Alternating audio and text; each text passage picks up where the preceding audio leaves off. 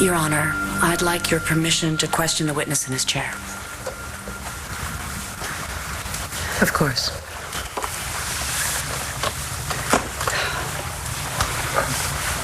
Thank you, Your Honor. Matthew, would you explain what happened after your accident on March 6, 2009? I was thrown from the car about 25 feet, I think they said. Nobody knew I was even in the car, but then my dad found me. And then? They took me to the hospital. That's when my life changed. Tell us, Matthew, exactly how has your life changed? Matthew, tell us about your experience in Lambview Hospital. Well, at first I thought I was fine. I asked my parents if I could go home. And I just thought I had a couple bumps and bruises. And then Dr. McBain did a couple tests on me. He checked my feet to see if I felt anything, and I didn't. And then Dr. McBain called a specialist. Did you find out why I can't move my legs? Yeah, we did. It's not temporary, is it? And was your condition explained to you? By the doctor. And then my parents talked to me. Can they fix my legs? You're going to have a full and productive life, I promise. Just tell me. Am I going to be like this for the rest of my life? Just please, be straight with me. Am I going to spend the rest of my life in a wheelchair? Worst case scenario. Yeah. Matthew, how did you feel when they told you that? Don't shut us out. I'm not trying to shut you out. I just need to be by myself. My parents said we were in this together, but they weren't paralyzed. I was. I know. Right now, this seems like the worst thing in the world. It could have been a whole lot worse. You could have died in that accident, but you didn't. You're still here. And you're still you. How did you feel? Alone. And I tried to be okay for my parents, but I wasn't okay. You've lived with paralysis for over 5 months. How do you feel about it now? I wonder all the time if the life I have is worth living. But the worst is when I wake up. At least in my sleep. In my dreams, I can walk.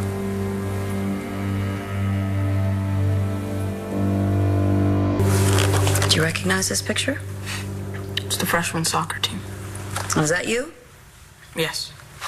I understand last fall you tied the record for goals scored. And this is the basketball team, right? This is you, correct? Yes. You're something of a jock. I guess I was. Now, it says here you're MVP. I wasn't that big, but the coach said I had a lot of hustle. I liked being a part of a team. Why does she have to put him through this? I think he's trying to make a point. And we owe it to him to listen. This is the baseball team, but you're not in this picture. Do you not like baseball? No, I love it. I play third base, but the season started after my accident. Ms. Delgado, where are you going with this? I'm trying to establish the quality of Matthew's life before he was injured. The life he hopes to regain. Fine. Keep it moving. Okay. Matthew, let's leap forward to June 23rd, 2009. Did anything of any significance happen on that day? That's the day Dr. Evans showed up. He was the surgeon who was brought to Lambview by your uncle, Clint Buchanan, right? Yes. Where were your mother and father during this time? Why weren't they calling surgeons themselves? Your Honor, not only is this an insult to my clients, it calls for a conclusion on the part of the witness. Furthermore, the whereabouts of Matthew's parents at the time is immaterial. It's no more relevant than if I were to ask Miss Delgado where she was at any particular time in her life. Objection sustained. What did Dr. Evans tell you? He said that he could give me an operation that would help me walk again. That must have made your parents very happy. Here we go. Well, my parents didn't exactly like Dr. Evans. they didn't react the way I did. I was excited to get out of this wheelchair. I mean, to walk to school again, play basketball. And did you tell your parents all those things? Yes, but they still wouldn't give me permission to have the surgery. And they understood that without the surgery, you would spend the rest of your life in a wheelchair. Yeah, they knew. Just making us out to be these horrible people. What about now? Do you still think about having the operation? I mean, is that something you still want to do? I have to. It's the only thing that gives me a little hope. Hopes and dreams that are being crushed by your parents. Oh, you know what? You don't know anything. You have no idea. You think this was an easy decision, Taya? You know what? You don't know what it's like to have a child, to love that child and protect that child. You have no idea. You don't even understand how hard it is to make a decision based purely on love. It's okay, Nora. No, it's not okay. She's manipulating our son, and he's just a child. He's been hurt. You will have your chance to speak now. Be seated. Or shall I have you escorted out? Ma'am, please. Oh, never mind, Jason. Thank you, Jason. You may proceed. Thank you, Your Honor. Matthew, were you told that the surgery was risky? Dr. Evans said there were some risks. And the risks didn't bother you that much? Not as much as spending the rest of my life in this wheelchair. And that's why you're here, right? To fight for the right to make your own decision. Yes. Look, if there was no chance I'd ever walk again, obviously we wouldn't be here. I would just have to deal with being in a wheelchair. I mean, people do it all the time. People have jobs, families, people who play sports. But I have a chance to walk again. My grandpa always said that I was a Buchanan, and that Buchanans take chances, and that's the way we live. My parents said the same thing. But now, it's like they didn't mean any of it. Look, I'm 15. I'm not 6. I'm old enough to know that this is a serious operation and that I might not make it through.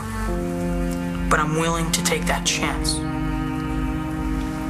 And if I don't, I'll spend the rest of my life wondering what could have happened. And the only walking I'll do is in my dreams.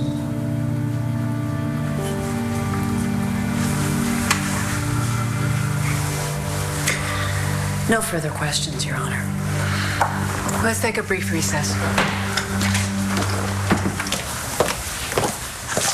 You really love to take chances, don't you? Hinting around about people like Bo and Nora and Clint. I really don't have time to chat. I need to look at my notes. You were awesome up there. I'd operate on you myself if I could. I think we better leave that up to your brother. And after today, maybe we will. I'll be right over there. Matthew, Dad? what you said just now, that was tough to hear. It's the truth. All rise.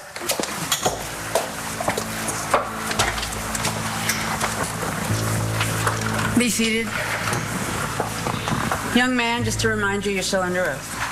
Thank you. Your witness, Mr. Clark.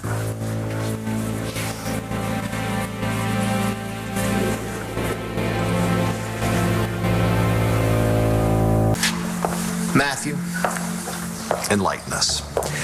Why do you think you have the maturity to make a decision of this magnitude about your health? Wasn't it your own bad judgment that put you in this wheelchair in the first place?